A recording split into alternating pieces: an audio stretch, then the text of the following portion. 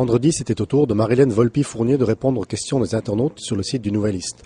Nous en avons profité pour interroger la candidate verte sur son approche des nouvelles technologies et de la décroissance.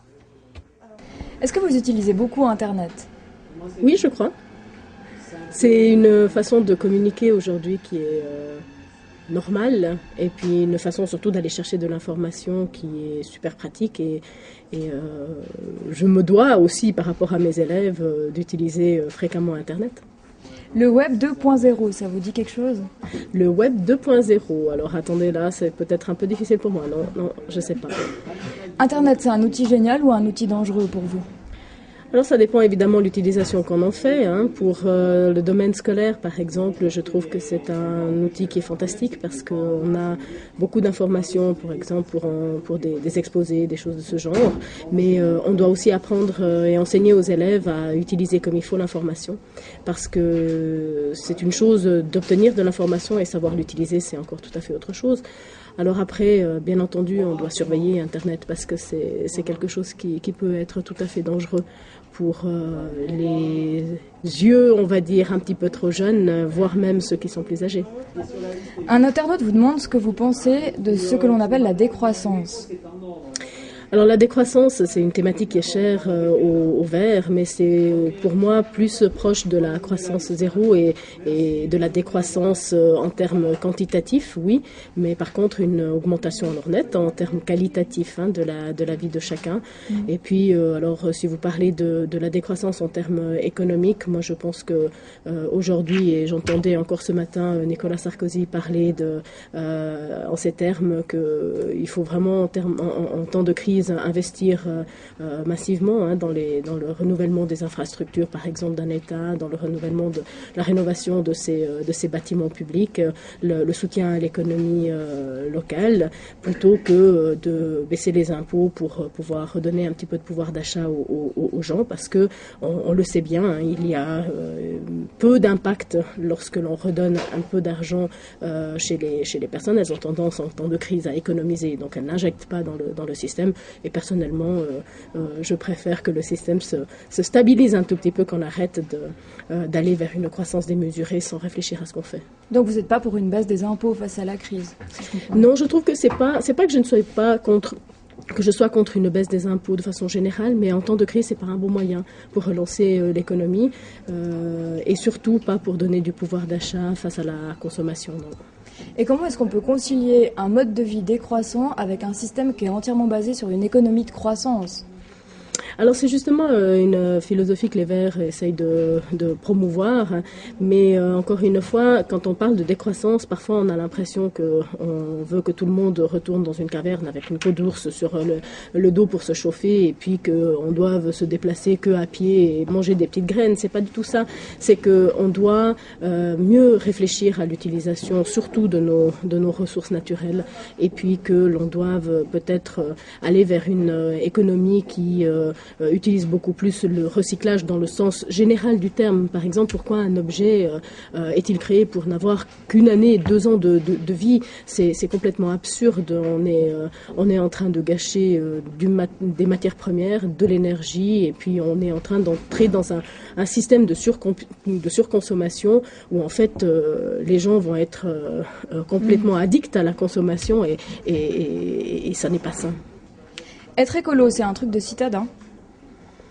Non, je crois que c'est un truc, comme vous dites, de bon sens, tout simplement. C'est faire en sorte que l'on réfléchisse à ce dont on a besoin, et que l'on ne jette pas par la fenêtre des choses qui pourront servir aux générations futures.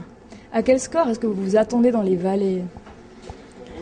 Le meilleur score possible, vous me direz, c'est une évidence, mais je pense que les Valaisans s'ignorent en tant qu'écologistes.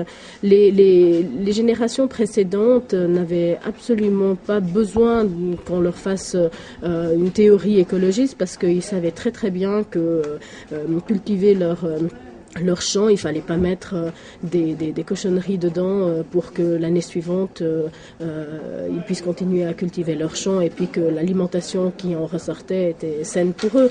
De la même manière qu'ils savaient très bien que imaginer que, je ne sais pas moi, tant de vaches supplémentaires par rapport à ceux qu'ils pouvaient vraiment gérer, c'était arriver dans un système où ils allaient s'abîmer la santé et c'était impossible. Donc finalement ce bon sens dont je parlais, c'est quelque chose, je crois, qui est commun dans les vallées et on doit simplement le réveiller.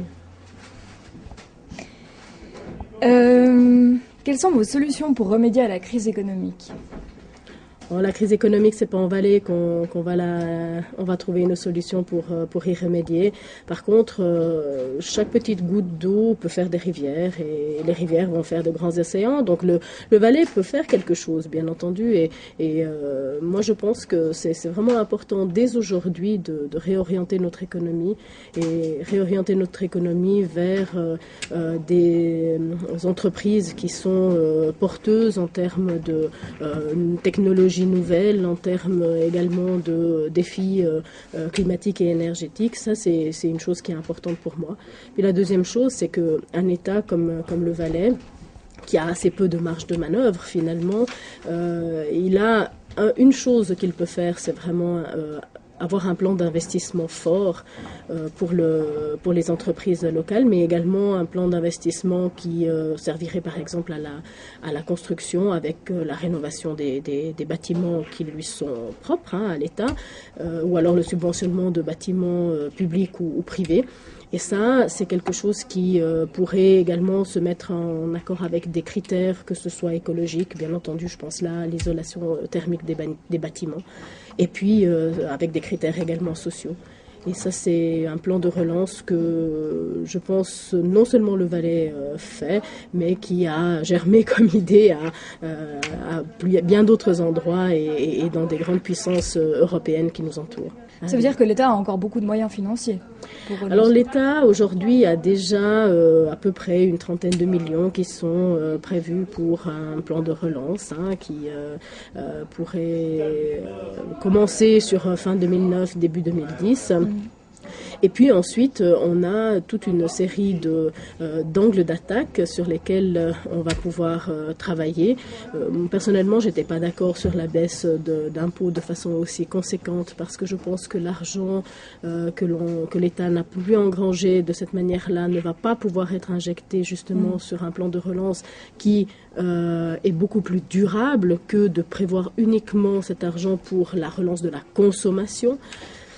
Et il y a l'argent que l'on pourra récupérer aussi avec la hausse du prix, la négociation l'année prochaine, probablement aux chambres fédérales pour la hausse du prix de l'électricité, et des redevances. Ça c'est quelque chose qui pourrait amener au Valais à peu près là aussi à peu près une trentaine de millions. D'accord. Alors quels sont vos pronostics pour le premier tour ? De grandes surprises, un ballotage général, ça je pense que je ne surprends personne, mais je pense qu'il y aura des femmes dans le quintet de départ. Merci.